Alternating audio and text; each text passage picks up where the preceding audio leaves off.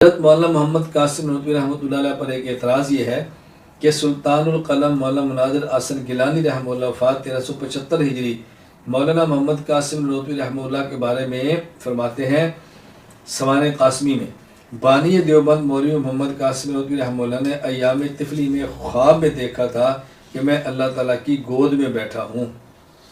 اب اس عبارت پر اعتراض کیا جاتا ہے، نمبر 1 کہ تم دیوبندی اللہ کے لیے جسم کے قائل ہو، ایک، اور نمبر 2 تم اللہ تعالیٰ کی توہین کرتے ہو۔ جواب ذہن نشین فرمائیں۔ ہم کہتے ہیں یہ مولانا قاسم نانوتوی رحمۃ اللہ علیہ کی خواب ہے کہ انہوں نے خواب میں دیکھا کہ اللہ تعالیٰ کی گود میں بیٹھے ہیں۔ ایک خواب کی صورت ہے اور ایک خواب کی حقیقت ہے۔ خواب کی صورت وہ جو خواب بیان کی جا رہی ہے، اور خواب کی حقیقت ہے تعبیر۔ اور خواب کی کبھی صورت بہت اچھی ہوتی ہے، تعبیر بڑی بھیانک ہوتی ہے، اور کبھی صورت بہت بھیانک ہوتی ہے، خطرناک ہوتی ہے، اور تعبیر بہت اچھی ہوتی ہے۔ میں اس پر 3 واقعات پیش کرتا ہوں۔ پہلا واقعہ یہ مشکات المصابیح حدیث نمبر 6158 ہے۔ حضرت ام فضل بنت حارث رضی اللہ عنہ فرماتی ہیں کہ رسول اکرم صلی اللہ علیہ وسلم کے پاس گئیں اور میں نے کہا یا رسول اللہ رأیت حلما منکرا لیلا، میں نے آج ایک بہت عجیب خواب دیکھا ہے۔ فرمایا وہ کیا خواب تھا؟ کہتی ہے میں نے کہا بہت سخت ہے۔ آپ نے کہا وہ ہے کیا، بتا تو صحیح۔ حضرت ام الفضل فرماتی ہے میں نے کہا کہ آپ کے جسم کا ایک ٹکڑا ہے، کأن قطعۃ من جسدک قطعت ووضعت فی حجری، آپ کے جسم سے گوشت کا ٹکڑا گرا ہے، الگ ہوا ہے، اور وہ میری گود کے اندر رکھ دیا گیا ہے، تو میں بہت پریشان ہوں۔ آپ کے جسم مبارک سے جسم کا ٹکڑا ایک گرا اور اس کو پھر میری گود میں رکھ دیا گیا، میں اس پر بہت پریشان ہوں۔ رسول اللہ صلی اللہ علیہ وسلم فرمانے لگے رأیت خیرن، تو نے بہت اچھی خواب دیکھی ہے، تلدھا فاطمہ انشاء اللہ غلاما یکون فی حجرک، میری بیٹی فاطمہ کے یہاں بچہ پیدا ہوگا جو تمہاری گود کے اندر تربیت حاصل کرے گا، پرورش پائے گا، اللہ اکبر، وہ تمہاری گود کے اندر ہوگا۔ یہ رسول اللہ صلی اللہ علیہ وسلم کے جسم کا ٹکڑا ہے جو گرا اور تمہاری گود کے اندر آئے گا، اللہ اکبر۔ فرماتی ہیں فولدت فاطمۃ الحسین فکان فی حجری کما قال رسول اللہ صلی اللہ علیہ وسلم فدخلت یوما علی رسول اللہ فوضعته فی حجرہ، وہی ہوا فاطمہ کا بیٹا پیدا ہوا اور کہتے فاطمہ رضی اللہ تعالیٰ کا بیٹا حضرت فاطمہ نے میری گود میں دے دیا۔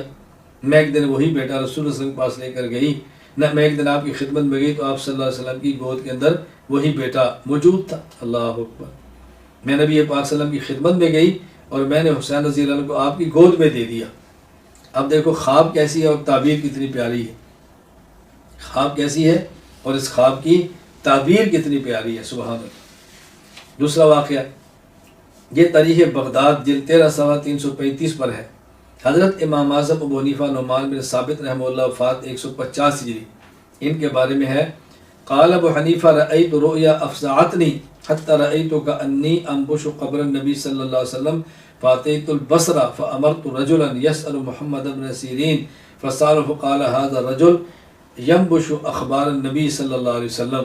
امام صاحب فرماتے ہیں میں نے خواب میں دیکھا کہ نبی کریم صلی اللہ علیہ وسلم کی قبر مبارک کو میں کرید رہا ہوں، حضور کی قبر کو کھود رہا ہوں، کرید رہا ہوں۔ کہتا ہے میں بہت گھبرا گیا، تو میں نے بصرہ میں ایک شخص سے کہا کہ محمد بن سیرین سے ان کی خواب کی تعبیر پوچھو۔ امام محمد بن سیرین فرمانے لگے یہ خواب دیکھنے والے شخص نبی کریم صلی اللہ علیہ وسلم کے حدیث میں تحقیق کرے گا اور جستجو کرے گا۔ اب خواب کتنی بھیانک ہے اور تعبیر کتنی زبردست ہے۔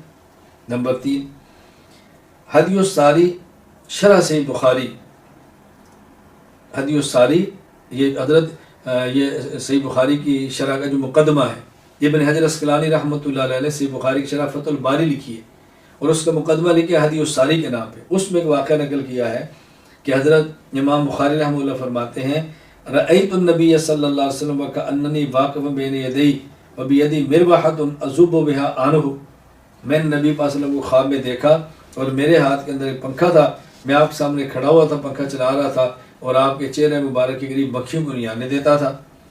میں نے بعض مبین سے تعبیر پوچھی تو انہوں نے فرمایا انت تذب عنہ الکذب فهو الذی حمل الی اخراج الجامع الصحیح، انہوں نے کہا کہ تم رسول اللہ صلی اللہ علیہ وسلم کی احادیث کی حفاظت کرو گے اور جھوٹی حدیث سے الگ کر دو گے، حضور کی حفاظت کرو گے۔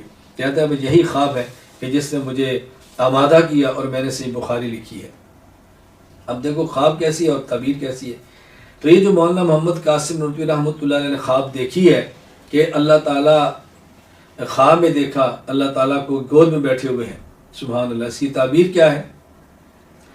مشہور معبر علامہ عبد الغنی بن اسماعیل بن عبد الغنی نابلسی رحمہ اللہ، وفات 1143 ہجری، تعطیر الانام فی تعبیر المنام، اس میں فرماتے ہیں وَمَنْ رَأَى أَنَّهُ يُعَانِقُهُ أَوْ يُقَبِّلُ عُضْوًا مِنْ أَعْضَائِهِ فَازَ بِالْأَجْرِ الَّذِي يَطْلُبُهُ، اگر کسی نے خواب میں دیکھا کہ وہ اللہ تعالیٰ سے معانقہ کر رہا ہے یا اللہ تعالیٰ کے عزا میں کسی عضو کو بوسہ دے رہا ہے، تو اس کی تعبیر یہ ہے وہ جس کام میں لگا ہے اس میں کامیاب ہوگا۔ اللہ اکبر۔ علامہ عبد الغنی بن اسماعیل بن عبد الغنی نابلسی رحمہ اللہ، وفات 1143 ہجری، تعطیر الانام فی تعبیر المنام میں فرماتے ہیں وَمَنْ رَآ كَأَنَّهُ صَارَ الْحَقَّ سُبْحَانَهُ وَتَعَالَى اهْتَدَىٰ إِلَى الصِّرَاطِ الْمُسْتَقِيمِ، اگر کوئی شخص خود کو خواب میں خدا بنا ہوا دیکھے تو تعبیر یہ ہے کہ وہ صراط مستقیم پر چلے گا۔ تو اس خواب کی تعبیر یہی ہے کہ حضرت رحمۃ اللہ علیہ اللہ تعالیٰ کی حفاظت کے اندر ہیں، اللہ تعالیٰ کی حفاظت کے اندر ہیں، اور اللہ تعالیٰ آپ سے دینی علوم کا بہت زیادہ کام لیں گے۔